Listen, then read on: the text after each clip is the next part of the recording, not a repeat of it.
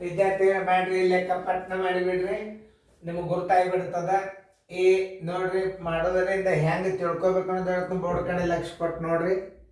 ಯಾವುದು ಅವಿಭಾಜ್ಯ ಸಂಖ್ಯೆ ಅನ್ನೋದು ಹೆಂಗೆ ಕಂಡು ಹಿಡಿಬೇಕು ಅನ್ನೋದು ನೋಡ್ರಿ. A91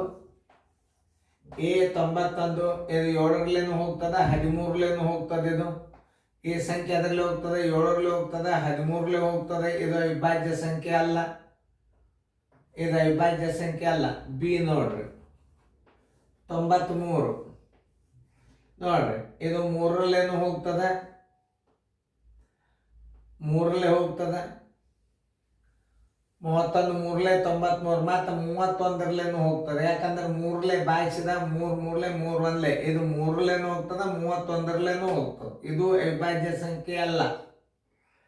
ಹೆಂಗೆ ಈ 3ನೇ ಸಲ ಬಾಗ್ ಹೋತು, 2ನೇ ಸಲ ಬಾಗ್ ಹೋಗ್ತದ, ಅದೇ ಅವಿಭಾಜ್ಯ ಸಂಖ್ಯೆ. ಇದು ನೋಡ್ರಿ 2 ಸಲ 1 2 31 3 93 1 ಇದು ಅವಿಭಾಜ್ಯ ಸಂಖ್ಯೆ ಅಲ್ಲ.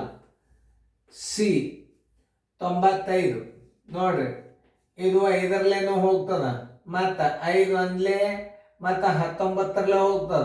3 ಅಲ್ಲ 4 ಸಲ 1ರಲ್ಲೇ 95ರಲ್ಲೇ 5ರಲ್ಲೇ 19ರಲ್ಲೇ ಇದು ಅವಿಭಾಜ್ಯ ಸಂಖ್ಯೆ ಅಲ್ಲ.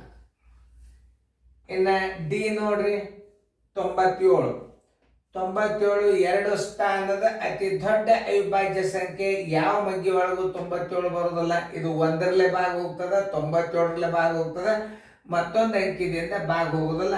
ಇದಕ್ಕೆ ಅವಿಭಾಜ್ಯ ಸಂಖ್ಯೆ ಅಂತಾರೆ. ಉತ್ತರ ಸಂಖ್ಯೆ ಡಿ ಅವಿಭಾಜ್ಯ ಸಂಖ್ಯೆ. ನೋಡಿ ಹಿಂಗೆ ತಿಳ್ಕೊಬೇಕು. ಇವೆಲ್ಲ ಅಲ್ಲ 3ನೇ ಸಲ ಭಾಗ ಹೋಗ್ತಾರೆ, ಅವಿಭಾಜ್ಯ ಸಂಖ್ಯೆನೇ ಅಲ್ಲ. ಅದು ಇದನ್ನೊಂದು ಪಕ್ಕ ತಲೆಯಾಗಿ ಇಟ್ಕೊಂಡು ನೀವು ಒಂದು ಹಾಗೂ ಅದೇ ಸಂಖ್ಯೆಯನ್ನು ಬಿಟ್ಟು ಬೇರೊಂದು ಸಂಖ್ಯೆಯಿಂದ ಭಾಗಿಸಲಾರದ ಸಂಖ್ಯೆಗೆ ಅವಿಭಾಜ್ಯ ಸಂಖ್ಯೆ ಎಂದು ಕರೆಯುತ್ತಾರೆ. ಇವು ಡೆಫಿನೇಷನ್ ಭಯಪಟ್ಟಿರ್ಬೇಕು ನಿಮಗೆ.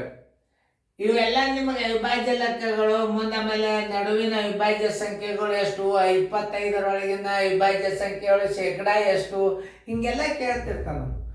ಪ್ರಶ್ನೆಯನ್ನ ಸರಿಯಾಗಿ ಅರ್ಥ ಮಾಡ್ಕೊಂಡು ಬಿಟ್ರೆ ಮುಗಿದು ನಿಮಗೆ ಬಂದೇ ಬರ್ತಾವ. ಲಕ್ಷ ಕೊಟ್ಟು ನೋಡಿ.